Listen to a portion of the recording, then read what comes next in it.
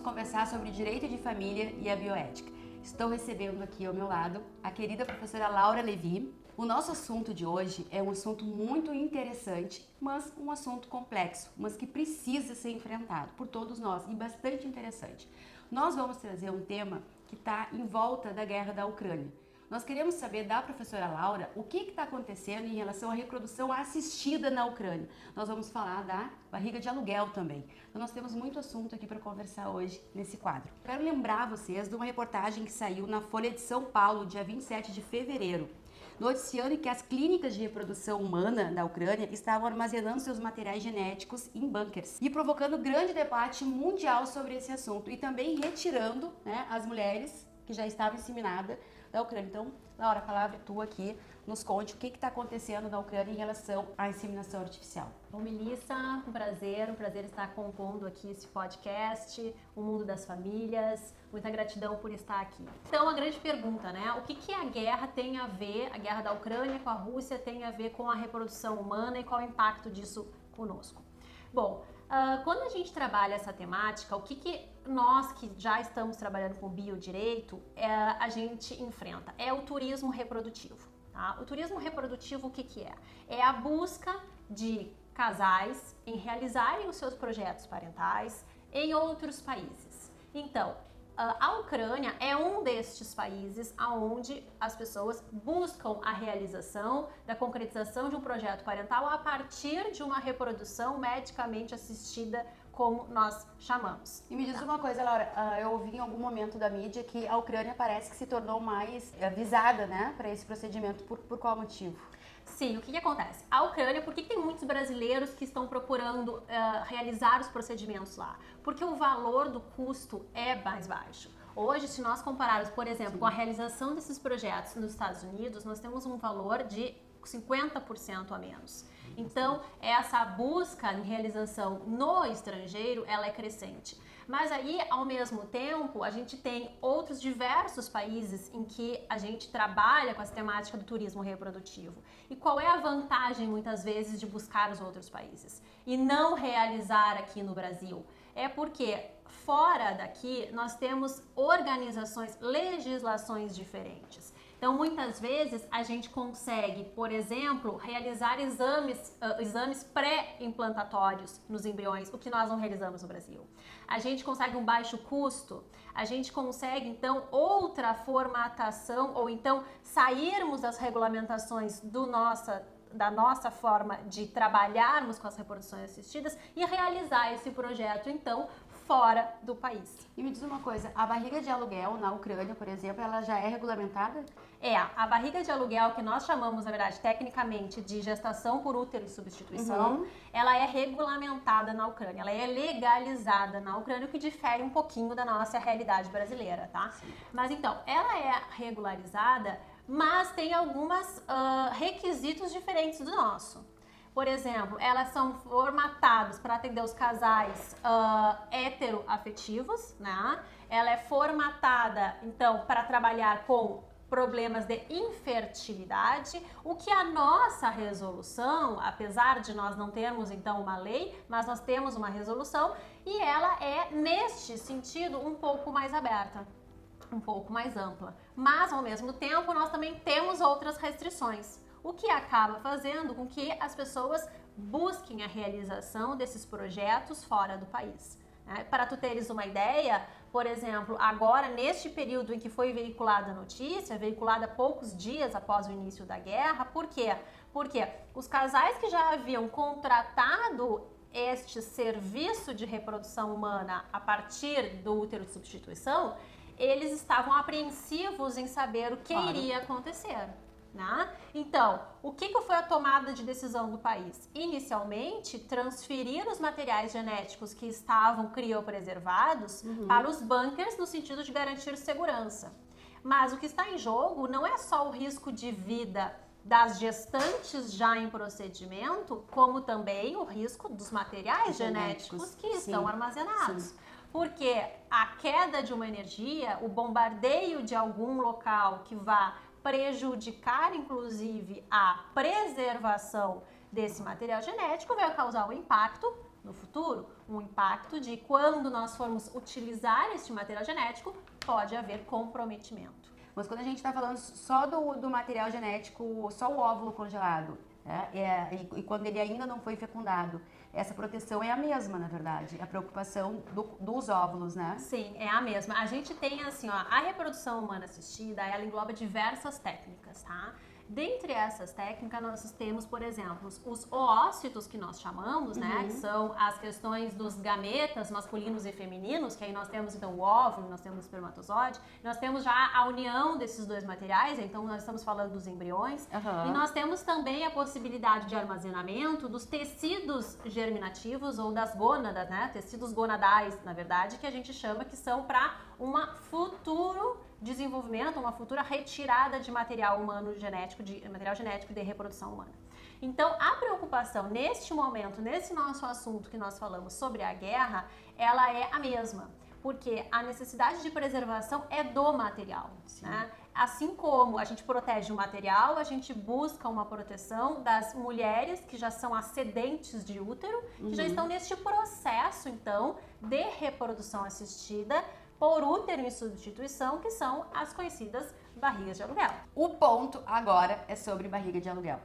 Nós sabemos que na Ucrânia, barriga de aluguel já está legalizada. Agora nós queremos saber da professora Laura como que está rolando a legislação, né, o projeto de lei em relação à barriga de aluguel aqui no Brasil. Conta tudinho para nós. Então tá, Melissa, assim, na Ucrânia nós temos uma situação de legislação bem distinta da nossa situação, tá? No Brasil, como é que funciona? Nós temos uma regulamentação do Conselho Federal de Medicina. Desde sempre, as nossas formatações de orientação, que nós chamamos de normas éticas e deontológicas da reprodução humana assistida, ela é feita pelo Conselho Federal de Medicina, tá? Essas resoluções, elas são editadas e reeditadas conforme a mudança do avanço científico, a mudança também das questões sociais e as questões culturais. Então, começam a surgir novas situações e o Conselho Federal de Medicina é provocado a atender essas novas situações. Então, a reprodução humana assistida, e aqui falando que tu me pediste para trabalhar a questão da barriga de aluguel, que a gente chama tecnicamente, né, da gestação por útero e substituição, o que ela é regulamentada? Nós tivemos no Brasil, agora no ano de 2021, uma nova resolução do Conselho Federal de Medicina, de número 2294. Ela entrou em vigor em junho do ano passado. O que ela trouxe de novo neste ponto? Bom, por um lado, ela trouxe uma ampliação do grau de parentesco daquelas mulheres que podem ser as cedentes de útero, que nós chamamos, né? Nós tínhamos uma orientação de que deveria ser até o 2º grau de parentesco. Só explica um pouquinho para nós aqui o que significa esse 2º grau de parentesco, porque nem todo mundo que está nos ouvindo aqui é do mundo jurídico, tá, né? Então eu vou explicar como é hoje a nossa regulamentação, Isso. Tá? Então o que ela solicita? Que a cedente de útero, ou seja, aquela mulher que vai ceder o seu útero para a gestação, tá? Ela seja, então, parente consanguínea de um dos partícipes do projeto, né? Ou que aqui não importa se o projeto é de casais homoafetivos ou heteroafetivos, né? Ela tem que ser parente consanguínea de um dos dois. Ok, até o 4º grau. Essa foi uma inovação dessa nossa última resolução. O que é este 4º grau, né? O 1º grau é a mãe, que a gente vai para a ordem superior, né? Depois, 2º grau, nós podemos ter a questão de uma irmã, né? Depois, 3º grau, nós podemos ter uma tia. E 4º grau, nós podemos ter uma prima. Tá? Muito interessante. Depois eu pedi pro Rafa pra gente colocar um gráfico aqui pra desenhar, como a gente faz nas aulas de sucessão, né, Laura? A gente vai fazer um desenho aqui pra vocês verem, porque eu acho super interessante. Essa mudança, eu acredito que é uma mudança muito significativa. É o grau, né? Quem pode ceder, então. A ampliação do grau, ela veio com a resolução de 2021. Mas o que também trouxe a resolução de 2021? E aí é uma discussão que ela envolve tanto o direito de família, quanto ela envolve a bioética. Ela determinou que a cedente de útero, ela já deveria ter um filho nascido vivo para poder dispor, né, para ser barriga de aluguel. No direito de família, a reflexão que a gente faz é o seguinte, será que isso não é mais um empecilho ao planejamento familiar? Porque pode ser que eu tenha uma prima que quer ser cedente de útero, mas ela não tem um filho. Ela não quer ser... Né? Então, isso já cria um empecilho ao planejamento familiar, né? Então, é uma discussão que gira no mundo do direito de família. Na bioética, o que a gente trabalha com isso? Mas será que essa imposição da resolução, ela não veio para evitar um conflito positivo de maternidade? Então, as nossas discussões éticas que a gente trabalha, e aí nasce muito esse envolvimento do direito da bioética, é justamente esse. O que é um conflito positivo de maternidade? É justamente quando há um conflito entre aquelas duas mães. A mãe de um projeto parental e a mãe cedente de útero. E aí nascem as nossas novas demandas no direito que a gente passa a ter que enfrentar. E que então a gente não consegue mais trabalhar com um direito de família estático, com um direito de família pragmático, com um direito de família legalista. A gente precisa trabalhar com um direito que se aproprie de um conhecimento que é o conhecimento da bioética. Então, essas discussões, elas permeiam o direito de família e permeiam a bioética. Né? Então, por isso que a primeira questão que tu me fizeste, o que a guerra impacta, né? A questão da reprodução humana assistida, o direito de família e a bioética. Impacta porque esses temas, eles estão interconectados. Né? Então, nós trabalhamos as reproduções assistidas a partir do direito de família e a partir da bioética. E como nós temos muita procura e casais brasileiros buscando em outros países a realização deste projeto parental, a Ucrânia é um destes países, né? A gente tem aí uma situação de conflito que pode acabar gerando transtornos tanto no aspecto da finalização de um projeto parental, quanto na situação de uma proteção ou de uma manutenção de congelamento de material genético. Sim. Laura, lá no início a gente estava conversando e aí tu referiu que na Ucrânia, né, um dos motivos para a Ucrânia ser tão procurada seria o valor, né, o custo. Lá seria até 50% menor. Mas agora a gente está falando de barriga de aluguel, né, que eu não estou usando aqui a nomenclatura, mas só para ficar mais claro.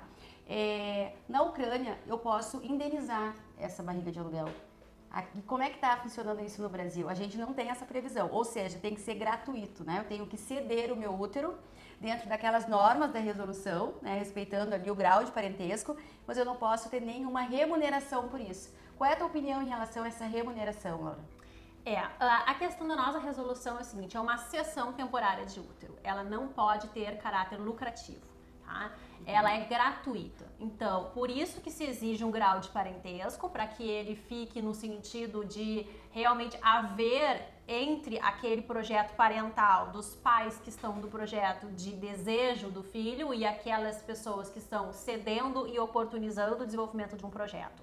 Ela é no sentido solidário, não tem remuneração. O que a nossa resolução prevê é que os custos de toda a gestação até o puerpério seja então absorvido pelo casal, que é o casal do projeto parental. E estes custos, então, eles envolvem toda a questão multidisciplinar. Então, o atendimento nutricional, todo o atendimento, inclusive, de aspectos da saúde médicos, o aspecto de saúde físico, as consultas, alimentação adequada, atendimentos psicológicos, se for necessário, enfim, toda a necessidade de custeio, ela é então absorvida pelo casal do projeto parental. E essa cláusula, ela também vai dentro do contrato, existe um contrato, que é o contrato... É feito um contrato, isso é uma outra inovação que a nossa resolução trouxe, porque do que nós tínhamos alguns anos atrás. Porque hoje, a realização de um procedimento de barriga de aluguel, por exemplo, a gente tem toda uma documentação já realizada em clínica. Essa documentação realizada em clínica nos auxilia no momento do registro civil desta criança, o que nós não tínhamos no passado. Então, hoje nós temos estes contratos, toda essa documentação, ela é levada, então, para o hospital e dali o próprio registro de nascido vivo atende a este contrato que foi elaborado e foi executado para a cessão temporária de útero.